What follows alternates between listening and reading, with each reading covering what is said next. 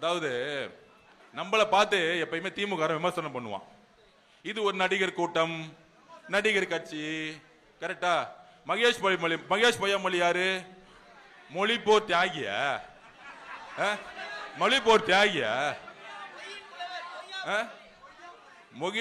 மகேஷ் பொய்யாமொழியில மகேஷ் பொய்மொழி, பொய்மொழினா கூப்பிடுங்க. அந்த மகேஷ் பொய்மொழி இருக்காரு, ஒரு 7 வருஷத்துக்கு முன்னாடி என்ன பண்ணிட்டு இருந்தாரு? அகில உலக உதயநிதி ரசிகர் மன்ற தலைவர். அவருடைய போஸ்டிங் என்ன தெரியுமா? உண்மையை சொல்லுவா, எனக்கு தானே தெரியும் எல்லா உண்மையும். எம்ஜிஆருக்கு அப்புறம் திமுக பத்தி தெரிஞ்ச ஒரே ஆள் நான் தான், அதுதான் சொல்றேன். எம்ஜிஆருக்கு கலைஞர் திமுக தெரியும், ஆதவர்ஜனாவுக்கு ஸ்டாலின் திமுக பத்தி தெரியும். 2015 40 தோத்து ட்ரெஷரர் ரிசைன் பண்ண காலத்துல இருந்து கூட இருந்தவன். மக்கள் ஏமாந்த மாதிரி நானும் ஏமாந்துவேன். இவர் ஏதாவது நல்லது செய்வாரு, என்ன பார்க்கும் போதெல்லாம் சொல்லுவாரு, அதவ் ஒரு காமராஜர் ஆட்சியை கொடுக்கணும் தான் நான் வந்திருக்கேன், நீங்களா சேர்ந்து வேலை பண்ணுங்கன்னு என்ன பார்க்கும் போதெல்லாம் சொல்லுவாரு. இதை நம்பி நானும் வேலை பார்த்து ஜெயிச்ச பிறகு டக்குன்னு டிபார்ட்மெண்ட் பிரிச்சு ஊழல் பண்ணும் போதுதான் இங்க இருந்தா நம்மள தேவையில்லாம வேற மாதிரி ஊழல்வாதி சொல்லிடுவாங்க, வெளியே வந்துட்டு அண்ணன் திருமாவளவன் கூட போயிட்டேன். இதுதான் உண்மை. அப்ப மகேஷ் பொய்யாமொழியோடைய வேலை என்ன தெரியுமா? 7 வருஷத்துக்கு முன்னாடி அகில உலக உதயநிதி ரசிகர் மன்ற தலைவர்.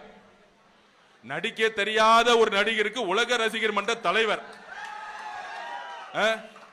ஏன் நடிக்க வச்சாங்க? ஒரு 10 படத்தை நடிக்க வச்சு பிரபலமாக்கி உடனே இளைஞரணி தலைவர், உடனே வந்து எம்எல்ஏ, உடனே அமைச்சர், உடனே துணை முதலமைச்சர், உடனே முதலமைச்சர்.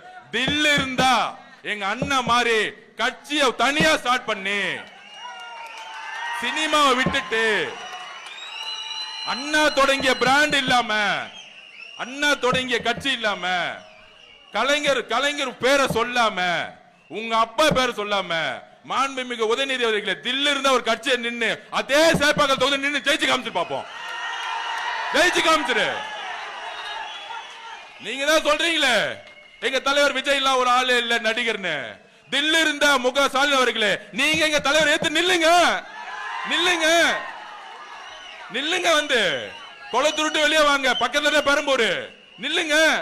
இன்னும் 2 நாள் இருக்கு நாமினேஷன், 2 நாள் தானே இருக்கு, வாங்க நில்லுங்க. எதுக்கு பாவம் இங்க இருக்க ஒரு ஆடை வந்து பலிகடாக்குறீங்க? அந்த எம்எல்ஏ பேர் என்னப்பா? புரியல. என்ன பாவம், அவங்களுக்கு ஒரு ஆடு வேணும் இல்ல வெட்டுறதுக்கு.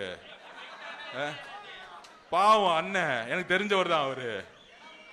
கேட்டா வந்து கிறிஸ்துவ தோழர்களுக்கு நாங்கள் வந்து கொடுக்கிறோம், ஒன்னும் கொடுக்க மாட்டாங்க, ஏமாத்துவாங்க.